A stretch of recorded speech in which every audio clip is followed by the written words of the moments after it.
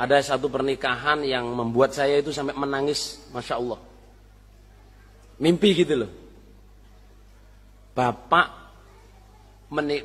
menikahkan anak perempuannya. Semua undangan sudah datang, catering sudah dipasang. Zaman itu saudara, catering itu wah, super mahal. Catering sudah dipasang di Jombang. Penghulu sudah ada, undangan sudah ada, pihak laki perempuan sudah ada. Bapak ini nasihat yang membuat semua orang menangis. Dia bilang gini, Nduk. Nduk, manggilnya Nduk. Apa kalau di sini bilang Nduk ya? Ngerti ya, insya Allah Nduk ya? Atau Nak. Bapak bertanya kepada kamu, jawab dengan sejujurnya. Kalau kamu jawab iya, kamu jawab iya. Kalau jawab tidak, tidak apa-apa. Bapak tidak marah, tidak menyesal, tidak kecewa. Meskipun makanan sudah dibuat, terop sudah dibuat, undangan sudah datang, Bapak tidak akan marahin kamu. Karena kamu anak Bapak. Yang ingin saya tanyakan, kamu betul-betul cintain calon suamimu ini? Iya. Karena apa, Nak? Nanti kamu kalau sudah menikah dengan suamimu ini, baktimu itu tidak lagi untuk saya, tapi untuk suamimu. Bapakmu tidak bisa perintah kamu lagi, kecuali dengan izin suamimu. Dan suamimu ini yang nanti menentukan surga kamu.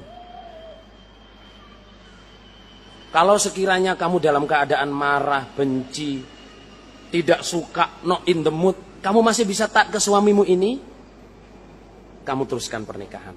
Saya beri waktu, Nak. Tapi kalau sekiranya nanti kamu kira-kira marah, apa kamu gak bisa cinta ke suamimu ini, gak bisa taat, kita gagalkan pernikahan ini. Tidak apa-apa semua orang suruh makan, tidak apa, saya ridho. Dan saya tidak marah dengan kamu. Karena apa? Saya melepas kamu seorang laki-laki ini berarti saya melepas orang yang bisa mensogarkan kamu. Kalau kamu lihat suami kamu betul-betul, saya akan bisa taat ke suamimu, ke suami kamu ini, kamu teruskan. Nggak ada orang yang tidak menangis, saudara. Saya melihat orang bapak ini kok bijaksana sekali. Setelah anaknya itu udah nangis, jawab iya, saudara, jawab iya. Ganti dia nasihat ke orang laki-laki ini. Dia bilang ini, Nak, ini ada anak kandung saya, darah daging saya, akan menjadi istrimu. Saya tanya kamu, kira-kira kalau calon istrimu nanti, kamu dalam keadaan marah, kamu tidak suka, kamu bisa nggak memaafkan?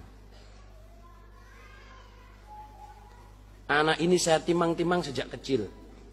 Saya sekolahkan, saya antarkan, dipegang orang saya marah.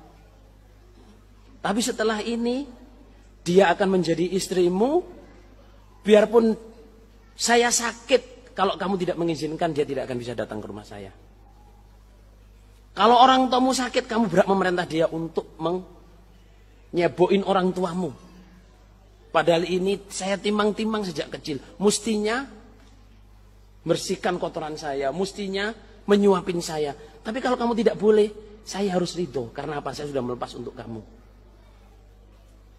Bisa nggak kira-kira kamu nanti? Cintamu itu bisa memaafkan anak saya.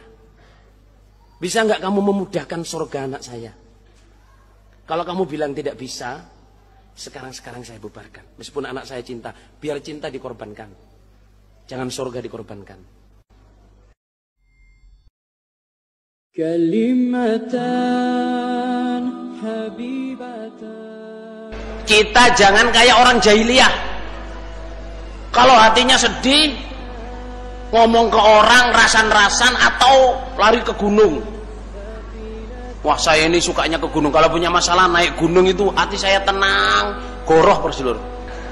Orang kadang saya ini kalau udah naik gunung tenang hati saya, goroh persilur. Datang ke masjid, sholat, baru itu ketenangan hati. Saya kalau sedih saya datang ke laut, lihat ombak itu rasanya tenang. Allah, bullshit persilur. Bullshit. Apa gantungkan hatimu di mana? Di masjid. Oke, kalau punya masalah-masalah datang ke masjid. Jangan malu dikatain orang, wah ini sedang punya masalah. Well, kenapa? Kenapa? Emangnya kalau masalah kamu bisa cari solusi? Kamu punya masalah datang ke masjid. Nabi Yakub juga begitu. Innama ashku bathi wa huzni ilallah. Saya laporkan kesedihan saya laporkan kesusahan saya kepada Allah. Kenapa kita nggak bisa begitu? Soal jamaah ya, yang pernah lihat TV. Ada yang pernah lihat TV nggak di sini? Mangga weane maksudnya. Tuh sama lihat ya, kalau di film-film anak-anak atau film-film mafia itu ya, orang bule ya, kalau saya udah ngelihat kenyataannya ya, orang bule itu kalau punya masalah itu banyak yang religi ya, nggak harus nunggu Jumatan. Kalau mereka kan Sabtuan sama Mingguan, nggak harus nunggu hari itu. Mereka itu pakai baju rapi ya, datang ke gereja laporan ke Tuhannya, karena memang di Taurat begitu, di Injil begitu, hadisnya orang Islam juga harus begitu mestinya. Kalau ada kesusahan datanglah ke masjid. Lah kenapa kita nggak pernah kalau punya masalah bukan datang ke masjid? Doakan tetangganya, ketemunya rasan-rasan, datang ke pengurusnya marah-marah. Well, masalah-masalahmu dewe. Jaluk pendapatnya orang, pendapat yang tidak bisa memberi jalan keluar, malah rasan-rasan. Datanglah ke masjid, tanyalah kepada Allah, nanti Allah akan memberi jawab. Dan itu jaminannya apa? Payung di yaumiddin.